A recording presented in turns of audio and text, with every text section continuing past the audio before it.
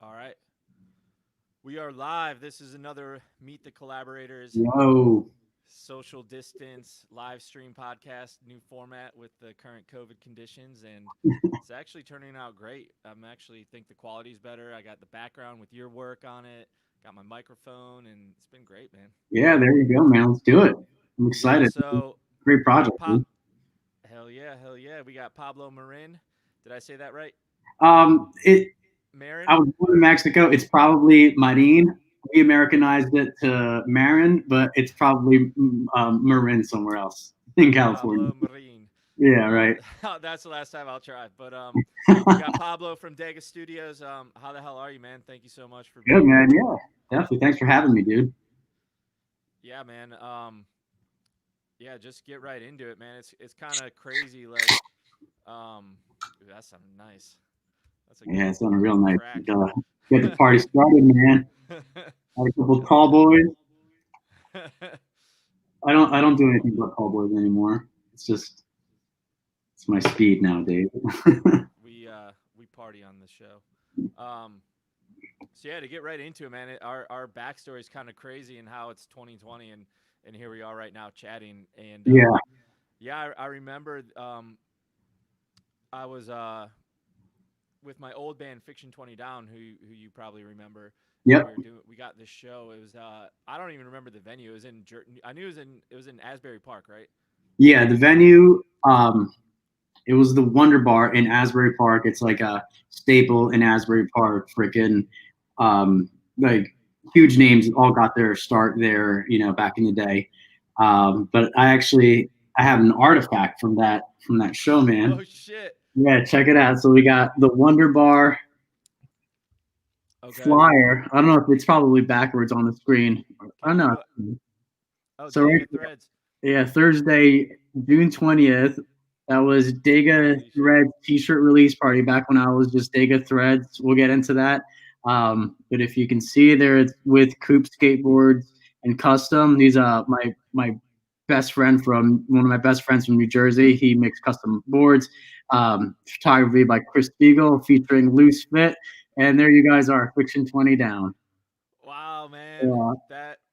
That's quite literally the definition of an artifact. That's what's so funny is that like I was just starting out, like I hadn't even done anything. Yet you guys were in the business and you get this little freaking thing, that tiny I little mean, spot.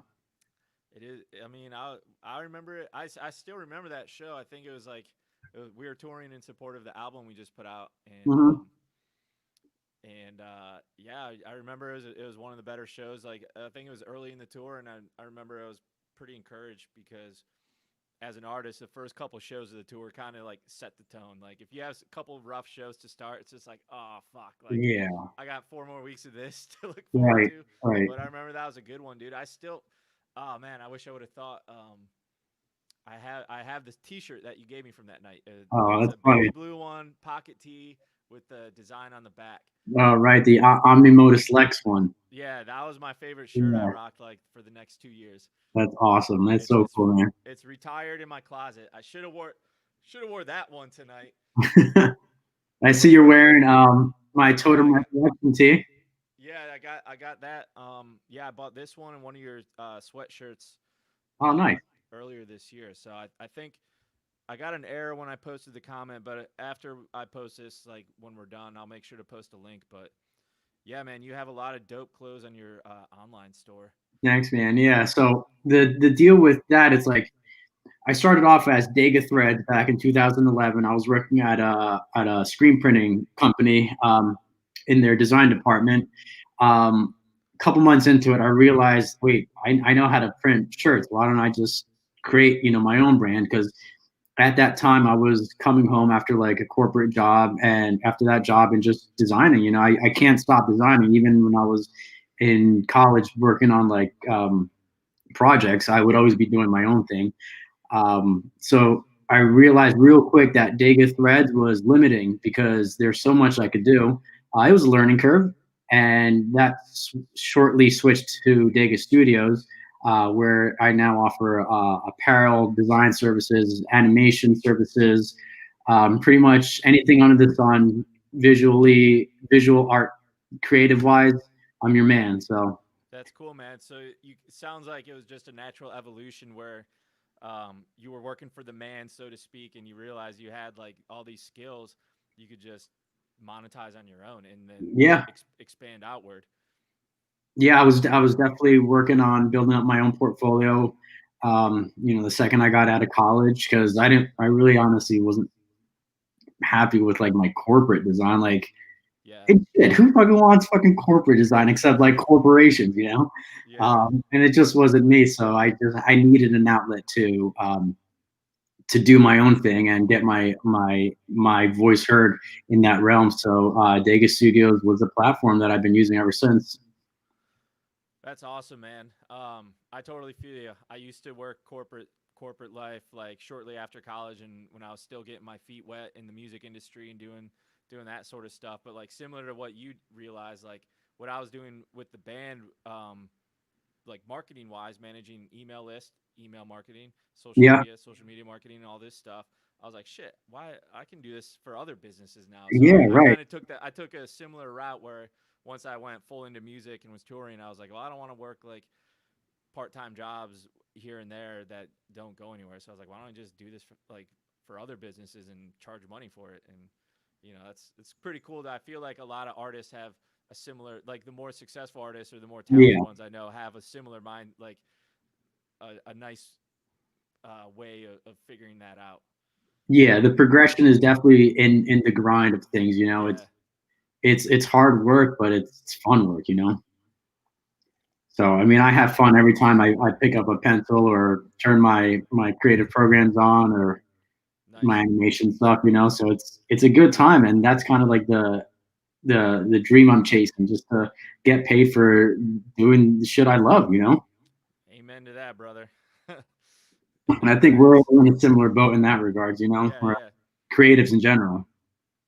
Absolutely, man. So before like Dega Thread started in 2011, like what was like the path that led you to getting into uh that whole realm of art, like graphics, fashion, animation? What were the steps before that? So in college, I don't want to toot my own horn, but I was like a top design student. I was even my animation teacher actually pulled me out of other classes, which Wow. the teachers weren't happy about, to bring me into his class just to help assist his students. Um, and everything I did was very non-corporate. There was other people, other designers that were doing more corporate-looking design, and it's if it fits for you, it fits for you. Right. It really just like you said, it was just a natural progression of everything. Once I got out, I just couldn't stop drawing, and combined that with the digital formats. Um, Animation kind of came really easy to me. I think honestly, I think it was because I was for years I would mess around with a bootleg version of Fruity Loops that I had Oh yeah. when I was a kid. Yeah, so like just the platform just seemed kind of familiar. So when I worked in After Effects, I was like, oh, this isn't much different. Um, but it's fun as hell, man, and I love having like a visual representation. If you look at my portfolio of exactly what's inside me, because I don't display anything that I'm not really proud of, even if it's a project that wasn't top caliber. I always go in and refine it, brush it off, and until I'm ready to really put my stamp of approval on it. So Dega Threads was the stepping stone that led me, into the apparel and fashion world.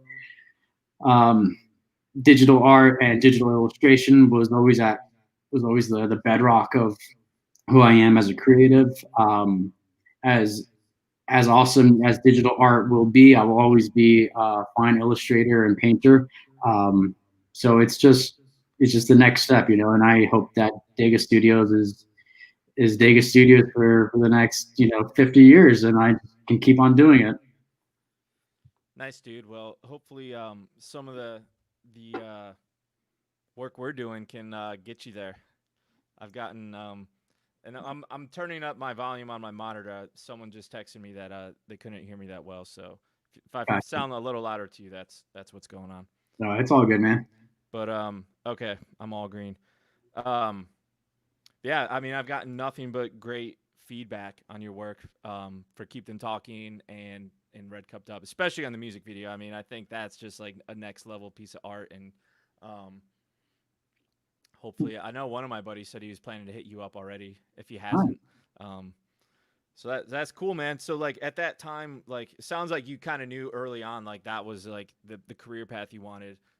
You know, to be able to go to college for it, you knew that at that Yeah. point that like that was a passion and that was an interest.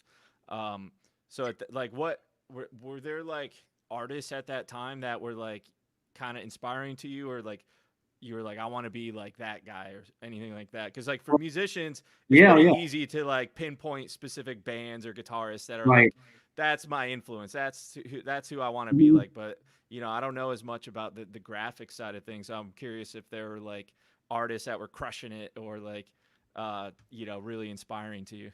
Yeah. Well, to tell you the truth, it was a kind of a funny way that I got into graphic design because for my first year at college, I studied business management, and because a family member told me that the school I went to has a great business school, and I should do it. If I want a good Son, job, son, you gotta go into you business. gotta go. Yeah, literally, that's what happened, and I did it. I fucking went into business for a year, and I fucking hated it. I just hated it. My notepads were filled with doodles, and I was just drawing on my free time. And then I was like, all right, well, I got to change this shit up. I'm not going to be doing this for my life. So my sophomore year, luckily, I had a pretty good scholarship, and I was able to kind of move around in the first couple of years to find out what I wanted to do without really taking a big hit. So my sophomore year, I went into communications because someone told me that you can watch TV and critique movies and do all that stuff. I was like, oh, that's kind of cool. It was a little Yeah. bit closer to what I knew who I was, like, as a creative. Um, I did a whole year of communications, and that shit blew too. Oh shit. And then my junior year came up. It was the first day of class. My first class, everybody was introducing themselves as why they are in the communications field, and B, why they love it and what they plan on doing with it. When it came to me, I just had to bullshit some fucking story about like why I'm here and why this is gonna be a good fit. Right after that class, I walked down to the offices, and I changed my major for the third and final time to graphic design. Nice. And it was a pretty good time to switch over because the school I went to, Monmouth University, they were switching over from a bachelor in arts, which would have just been a BA, to a bachelor in fine arts. So I was able to get my BFA in graphic design, and that was one of the best decisions I did in my youth, to really dive into classes I loved going to, projects I loved, staying up till the butt crack of dawn working on. I remember nodding off and falling asleep during critique days because I was up the whole night before. And that's kind of where I realized that there's this whole world of graphic art, digital art, and illustration. Up until that point, it was just like, oh, people draw, and some people get Yeah. paid for it. So I can't say that I had necessarily like artists that I looked up to in terms of inspiration. But once I got into it, I found a lot of artists on this website, Threadless, which Oh is yeah. um, Yep. which is the third party site that I use for my apparel and stuff. So Threadless got me into a lot of things. It got me into a community. I could rattle a bunch of names, but Stephen Rhodes, he was a big influence. There's I don't know, there's too many to name, but as I'm getting into it, I'm kind of finding what I like nowadays, and kind of what I was inspired by that led me to this type of visual art. As you can see, I'm very into retro sci-fi and futurism Right. stuff. So a lot of the stuff from the 70s, 80s, and 90s, retro sci-fi is just kind of what was it was a sucker punch that did me in, and I was just like, that's it, that's what I want to pursue. So anything Yeah, retro dude. futuristic is my game. Dude, I think that's why like I like your stuff so much, man, because I just like I'm big into I'm like a sci-fi nerd myself, and I love outer space and like Yeah, the combination of the two, plus like the like vintage aspect to it. It's like future vintage. yeah. I just like I love that shit. And I think And it's so cool because like yeah, back then when concept artists and other graphic artists were making sci-fi art like during the 70s and stuff, it wasn't retro sci-fi, it was just sci-fi. yeah, But that's a good point. yeah, now all these decades gone by, now it's considered retro futurism and retro sci-fi. So it's kind of Yeah, it's weird. cool, man. And like, I can't encourage people that are watching or will watch to check out your website. Even if you don't want to buy anything, just check it out. Like this, your stuff just looks fun to look at. Like it's Thanks, just man. like it totally like I don't know. I feel like my inner child comes out when I Yeah, see that stuff, you know, and that's really cool to like be able to still harness that youth and that like something that's inside of us that like was formed as a child to like still like be able to tap into that as an adult and and transfer that into your own art, whatever that is. That's like a rare thing, I think. yeah. They say that you become the things you loved as a kid. And for me, it was growing up in the sun and neon bathing suits and Ninja Turtles. So I don't think I strayed too far from what I loved. Yeah, I mean that just as a child sounds like me last weekend. Yeah. um, Cool, man. So, what do you have going on right now? Like any cool projects or anything, any things you want to do coming up or anything like that? Yeah. So in the meantime, I'm always working on my own personal stuff, personal illustrations or animations. But right now, I'm actually I hooked up with these two guys. They're at the ground level of getting a record label started. So I'm working on their logo right now, and there's Nice. talks about as me being the creative behind their whole record label slash store slash brand. They're kind of doing like a hybrid thing, which you kind of have to do nowadays. So um, as the client and the project progresses and the brand progresses, I'll be working directly with more artists, um, working on more cover art, more music videos and animations, and apparel for that record label. So that's something I'm really looking forward to. Nice, man. Speaking of music, because that's how we work together. Like, what music are you into? I don't even know if I even know that myself. um, I like anything with an upbeat. Probably in this order, I like Hawaiian music, reggae, ska, and ska core. Right now, I'm head over heels on the interrupters right now. Oh, They're hell yeah. on repeat for me right now. They get me going in the morning. They get me going on my workouts and on my cool downs. Man, I just can't get enough of them. I have my Mighty Mighty Bosstones hat right now. I saw them in concert last year in South Florida. Um, I loved ska and punk as a kid, but as I grew up, I realized how much it actually it gets me going as an adult. It's that energy behind it and the horn sections and the bass and the drums, man. It's just killer to me. Um, is Scott dead? Scott's not dead, man. Scott's not fucking dead. I was hoping you'd say that. Yeah, dude. Well, now things just make even more sense that we're working together and that we have this history because that's sort of like totally me too. Like I love the Interrupters. I've seen Boss Tones a couple times. Like the very first show I went to as a kid was Goldfinger Nice. in the year 2000. I was in seventh grade, I think. Yeah, Somehow my parents let me go, and I was in the mosh pit like the entire time. Like and awesome. like, yeah, there's a picture.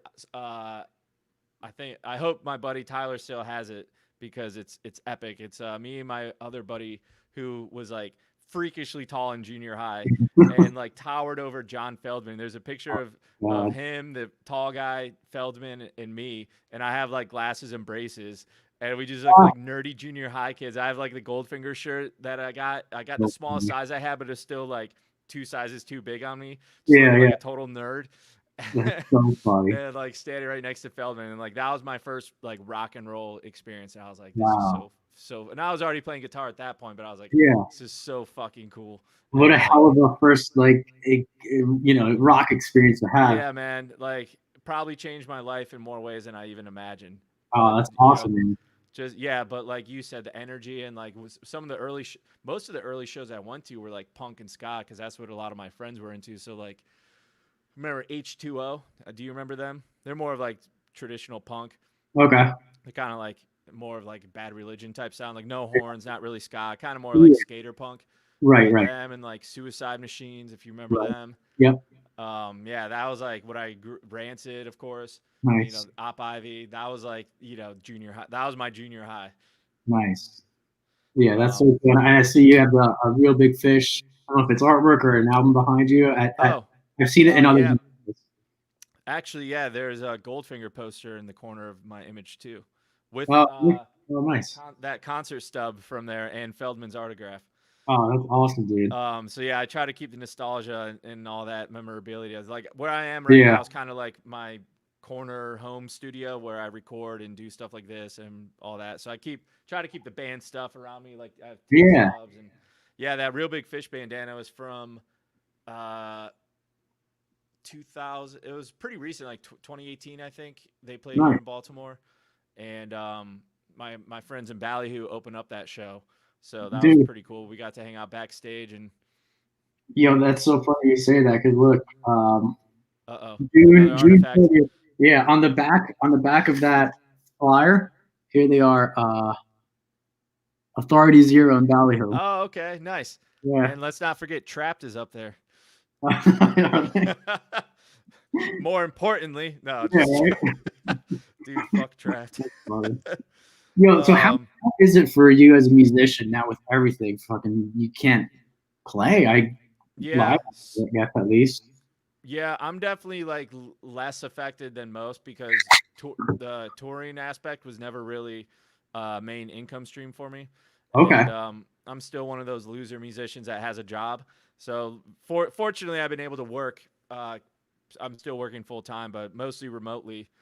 Yeah. Um, I guess on a positive note, it's affected me in a good way where I record and I learned how to do demos at home. So I've been working on a lot more music and been able to put out music and invest in equipment and really taking the time to dig in, which was something wanted to do for like years and years that I just put Yeah. off because like, well, I could do it, but I could also just go to a studio and have someone that's infinitely better than me Right. save me a lot of time and do it better. So, Yeah. um, yeah, I mean, it definitely sucks because with this new solo project I've been doing, I also play live. It's totally separate from my singles. Right. It's kind of more or less a one man show where I'm playing guitar and other instruments on top of some backtracks and beats through my laptop. Mhm. So I call it a hybrid DJ instrumental set. Um, and so the first show was just over a year ago. So I was just getting started, and I was already doing like mini tours. I did just about a year ago this weekend or next weekend. I was in Island and on Lake Erie for a couple shows, and did Nice. Brooklyn, New York. Did a couple really good local shows. Did the Ballyhoo Halloween show. DC show opening for 311 Singers side project. So I was getting like some killer fucking gigs that like I've never been able to get before. So I was like, maybe there's something here. And like, so I was Yeah. really trying to ramp it up. I was hoping to, hit the road, do more festivals and tours this summer. So that's a bummer for me, but I can't complain because I know personally a lot of my touring band friends and music friends and collaborators even are just taking a massive hit. Yeah. That's the bread And and the butter. touring business probably won't even come back full swing until maybe even 2022.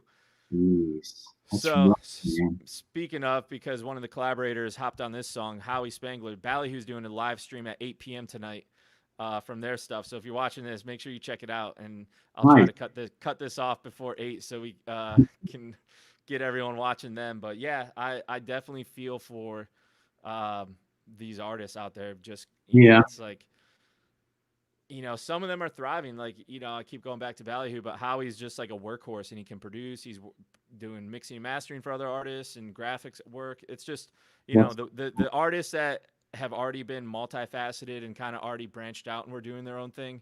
Um, they're the ones that I think that are still going to survive this and thrive. And, yeah. um, I see a lot of artists that are really getting really good at panhandling too out there. Like they could probably get some sales jobs pretty easy right now if they wanted to Yeah, yeah, cold right. call some people. Throw on a suit tie and slip back up at the end. But it's just tough for everyone, man, in one way or another. So Yeah, I feel like yeah, there it's is just a silver lining though, behind like just being as a creative. There's a certain part of being an introvert. You can't create everything if you're not introverted in some way, because it takes a lot to just put your whole soul into something for a long time. So I think there is, I can at least speak for myself, a small silver lining in just being quarantined, that I was able to work on some awesome projects, this one included. um, I also uh, beefed up a concept art portfolio on my website since nice. quarantine happened. So like, I really would love to work on concept art for movies, comic books, and all that stuff. So I Nice. figured, let me just get creative and throw it up there. Yeah, man. I think as far as music releases, 2022 is going to be insane. I just Yeah, feel like so many artists just are like doing like just writing their best stuff because they're home, yeah, and a lot of times crisis brings out the best music or best art in people, right. and I'm really excited to see what kind of music is going to come out next year, because like I said, I don't know if shows are even going to be back, or tours or anything. Yeah, Maybe summer 2021. I see a lot of festivals being rescheduled for that, but who knows, man? It's freaking almost September, and it's just like I yeah, don't feel like any significant improvement has happened in my city in Baltimore. It's yeah. like the biggest change is 25% of restaurant can have people, and it's just like Wow. that's like still like pretty shitty.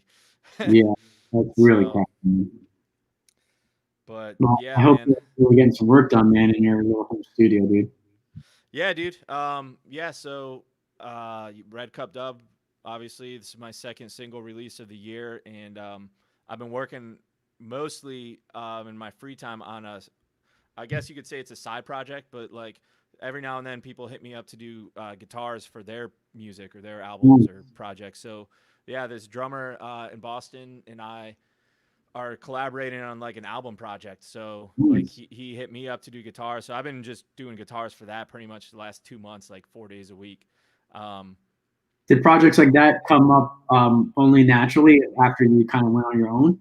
Yep. Yeah, they never really happened. I have done some studio work previously, but it was like stuff sought out because, like, Yeah, back when I was like touring more and trying to find like side hustles, I was kind of like putting myself out there trying to get studio work, but it was just so much more work than the money was worth. So yeah, yeah, everything I've been doing since I went on my own has been like inbound, and like there's either a mutual connection or a mutual friend or whatever. So that's like awesome. Like that was something I hoped would come from this project, because I just love creating, and being able to do it for someone else is kind of puts a refreshing constraint on me, because sometimes when you have no constraints, it's just like sometimes it's hard to focus in like a specific genre or a sound. So yeah, for sure, man. um so that's been really cool.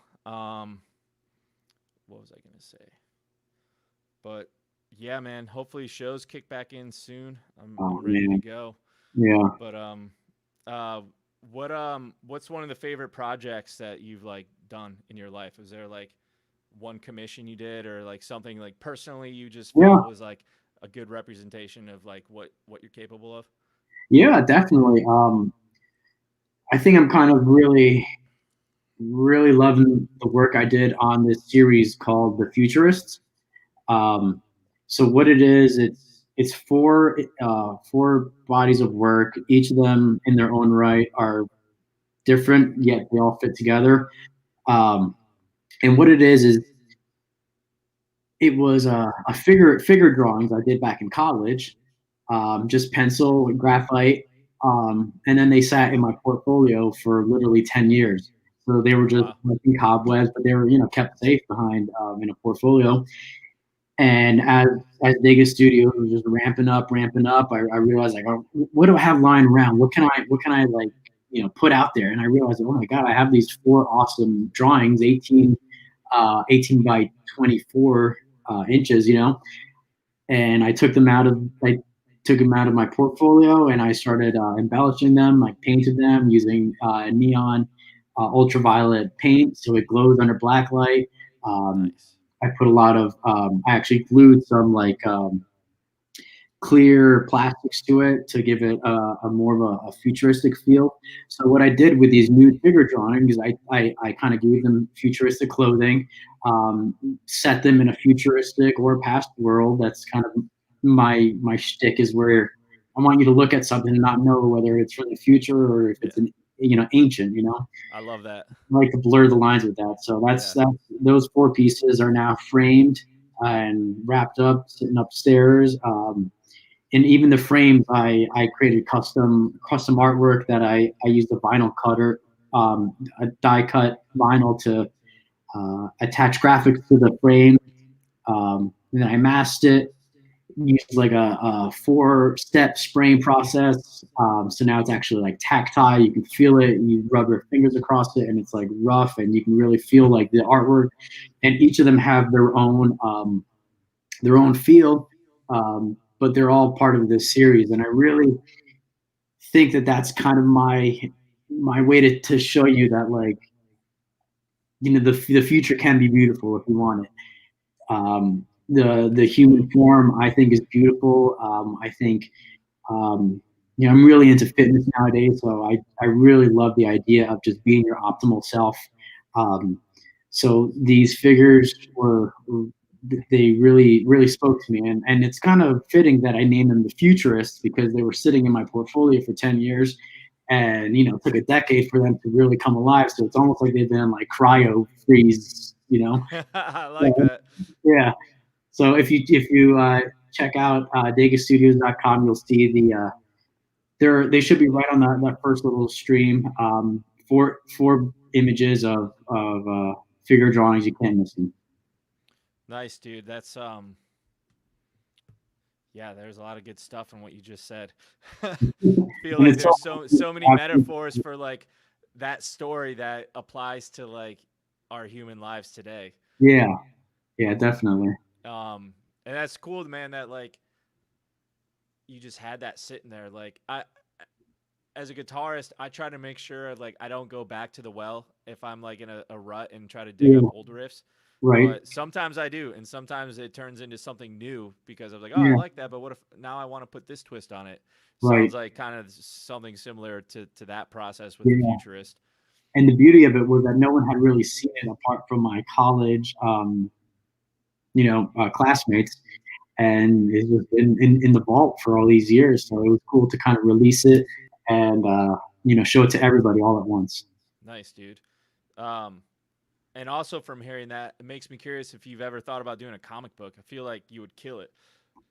Yeah, definitely. Actually, a lot of my pieces they're snippets. It's I hate saying that word. It makes me think of freaking circumcision, Ugh. but they're glimpses into like a comic book that is also retro futuristic. And for instance, I have this one where it's called 3020, and it's this futuristic guy on an alien planet, and then another image of like a futuristic pyramid. There's all these little ideas that are surrounded in this universe that I call Dega Studio. So I would love to get my hands dirty with like a comic book and really expand on that, because right now I just have like still frames of an idea, and a lot of my work are still frames of a greater idea. So when people see an image, I like for them to create their own universe behind it. So I definitely would love to get into that. Nice, dude. Um, yeah, that'd be sick if it could work out. And like also when you're talking about the futurist, I just kept thinking of Interstellar, and I was like, dude, like you could costume design. I feel like because a lot of your artwork are like of like figures and Yeah. like characters, and they look like they could be in movies, like outer space suits and stuff like that. Yeah. I just kept thinking about like Interstellar, and like I could just see you killing it on like a sci-fi like costume set, like a movie Yeah. costume set. And that was actually a big inspiration to why I created a concept. concept art portfolios because I would love to, land a gig like that. So Yeah, um, man. I think like a lot of movies nowadays, including video games and even comic books, futurism is it's in our lexicon right now. It's in Hollywood and everything. But the only thing I don't like is that it's very dystopia driven. Cyberpunk is very dystopian. Yeah. And it's fun. It's fun to think of a dystopian future where with we have wearables and the little guy comes on top. But I like to drive my artwork towards a more utopian mindset. So if you look at my artwork, you should definitely have that in mind that this is not like the end. This is just the beginning of something beautiful, and it's up to us, to decide what kind of a future we want to build.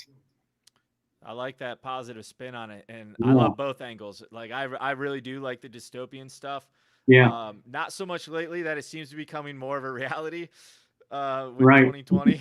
It's like I like that shit when it's like on my TV screen, not like on the sidewalk. right, right. Um, but but yeah, definitely feel what the utopia vibe too, and like that's very apparent on the cover art you've done for my two singles, "Keep Them Talking" to "Red Cup Dub." I think on Yeah, both covers there are literal party scenes on beaches in both settings. yeah, Which is I don't know. I think it's a vibe that you really nailed that matches the vibe of the song, and also just like you know it's just fun to look at. Like just kind of like sparks the imagination. Like yeah, this fucking crazy outer space world with beaches and right. jet skiers and trees and red cups. Do you remember that movie Contact? I Jodie love Fisher. Contact. Yeah, it's such a good Old movie. school McConaughey, Jay Yeah, Foster. so good. So I actually was watching that not like a few years ago. After I've watched it a bunch, but after Dega Studios kind of got into motion, I caught myself watching it, and the very last scene where she meets her, the spirit of her father, Yep. or maybe her actual father, whatever, however you interpret it. But they're on like this beach scene that's very cosmic. It's daytime, but it's nighttime. It's kind of Yeah. ambiguous. And I think when I saw that, maybe I saw that years ago, and it ingrained in me something that like I think is beautiful and I think should be elaborated upon. So if I know a lot of people have seen Contact, and I think a lot of people know exactly what scene I'm talking about. Yep. So if if that scene comes to mind when you see my artwork, then I feel like I've done a justice, Dude, a that service to that genre. makes so much sense, man. And I never even put two and two together. And I really do love that movie. I've seen it Yeah, multiple times. And for whatever year that came out with, let's maybe '96 or whatever. That still looked pretty cool. yeah, Because I watched it like somewhat recently, and like obviously special effects weren't you know that great back then. But I remember that world like still looks cool today. Like it still gives you that it like still hits you like in a more subconscious emotional level of this just like ethereal world that like has no definition. You know, right, it's right. it's in the future, it's in the past, and it's in the present all at the same time. It's And enough, you know. yeah, it's gnarly, dude. I love that And stuff so much. what's pretty cool, I probably should mention is that like a lot of my inspiration comes from I don't know if we've even talked about this, but I've been practicing lucid dreaming and astral projection for um, close to 20 years now, actually. Oh shit. Yeah, That's I cool, started man. Talk about that. That's all right. Let me get doing another it. drink. I want to hear So, about so this. if those are new terms to the audience, essentially a lucid dream is a dream where you realize you're in a dream and you become lucid, you become aware, you become conscious that you're in a dream. Astral projection is somewhat similar but different in the fact that you kind of come out of body during the dream state, where a lot of people do it meditating, but I haven't been able to do that. But yeah, so as a kid, I was finding myself in dreams and being like, "Ooh, this is weird," and waking up the next day and being like, "Oh, it was a glitch. It's fine. It's nothing." Um, Years later, I found, I came across the term lucid dreaming, and I realized that people actually practice this. They actually do this consciously. So I dove into that real deep. Um, figured out a few practices I could do to enhance my dream life, my dream world, and and become conscious in a dream, but also be able to be conscious during the process of falling asleep. So when we fall asleep, we black out, we lose consciousness. I don't think we're really meant to be awake during that transitional phase from asleep in your bed to now you're in a whole nother dimension. Quite literally, you're in another dimension with all your five senses. Um, but that in between space where you transition, I'm actually, if the conditions are right, I'm able to stay awake during that space, Holy and shit. instead of transitioning into a lucid dream, I find myself in this ethereal place where I can now actually astral project out of my body. And I'm usually in the bedroom that I fell asleep in. And, it's just a matter of leaving my body, leaving the dwelling I'm in, leaving the room, leaving the house, and just exploring. So I think there's a lot in terms of who I am as a creator in like physical world, as well as who I am as a creator in like the astral world. Because when I'm in the astral world, I create. I've created mountainscapes. I've created the most beautiful things you can imagine. Um, I need to create, and I just found another dimension that I'm able to do that in. Wow, man, that's like Yeah. the coolest thing a guest on this podcast has ever said. I have so many questions. um, Shoot, man. ha, so when you've been in that lucid dream state or in some form of projection, Yeah. have you seen things or come up with things in your mind in that current state and been able to take that back with you to the conscious world and remember that and put that into your art? Is that Yeah. something that is that possible? Yeah, definitely. There's a lot of, for some reason, there's a lot of neon and holographic images in lucid dreams. I don't know what that's all about, but like I think it's just, it could be my own projections on what I want, the dream, in what direction I want it to go in. I have a piece called Well Beyond, and it's a female figure flying through some portal gate, and she's either coming from, going to, or coming back from some other dimension. So that was definitely inspired by my travels on the astral plane. Um, I I really try to remember it as soon as I wake up, because it disappears just like Right.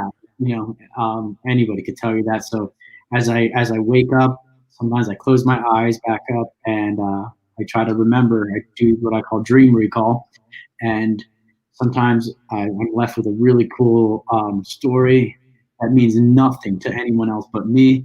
Um, Sometimes I'm left with some awesome visuals that I then translate subconsciously or maybe consciously into my work. I guarantee you that the cover art for Red Cup Dub was inspired by a lucid experience, of traveling through the cosmos on a jet ski, accompanied Hell by yeah. dolphins. So it's one and the same to me. There is no. I'm not a creator in the physical realm. I'm not or a creator in the astral world. I don't know what it is, but I just need to create. So That's so that's cool, man. yeah.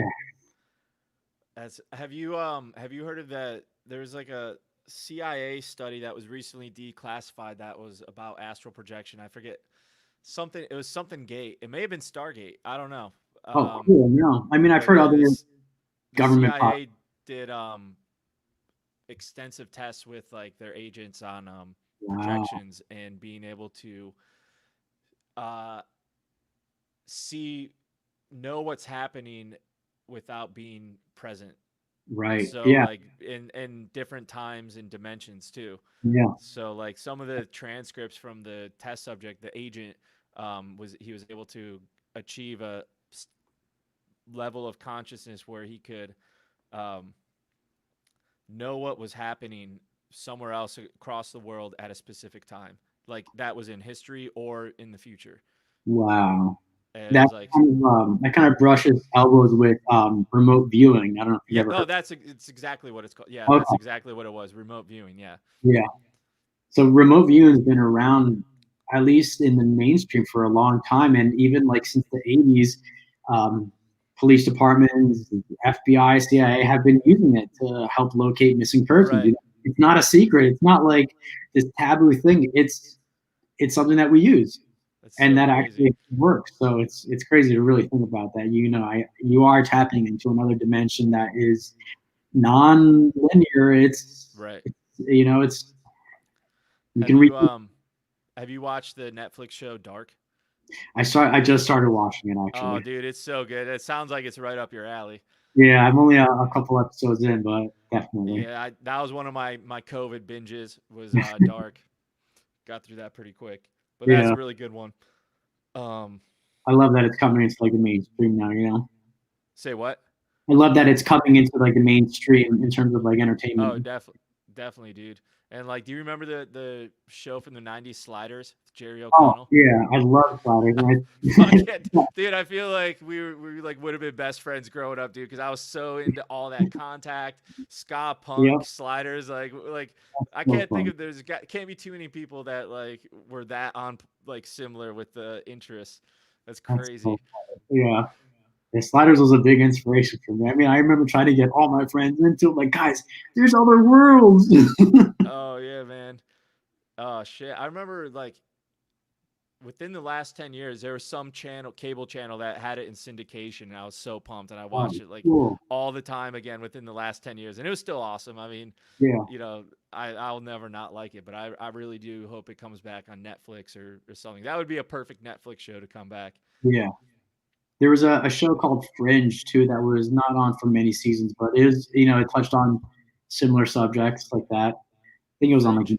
yeah, it was on like mainstream like TV though, but I'm sure you could stream it nowadays. Nice. And then they touched on astral projection, other dimensions, paranormal, a whole like X Files type stuff. So That was gonna be the other show. I was like, man, I bet this dude likes X Files too. sure, man.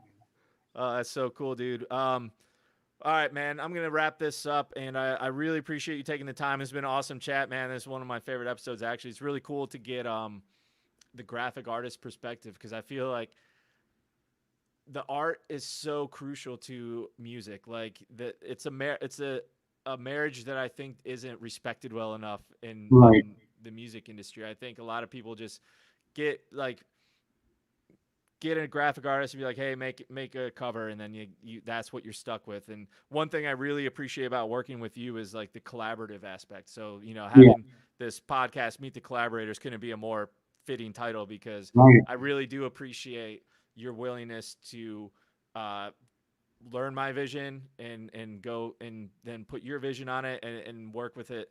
And not a lot of people do that, so I really appreciate that. And think it's resulted in some really cool pieces of art. And I think that like, you know, I like to think of my cover arts as like their own pieces of art that can exist with or without the music.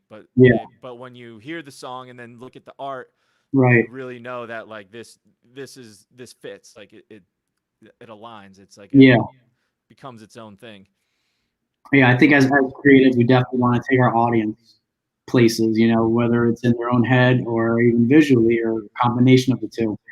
We want to get them in and out of their heads somewhere else, and I think we really did that. And I thank you for bringing me on this project. It was an awesome cover art that led to, I think, an even just as awesome animation and music video.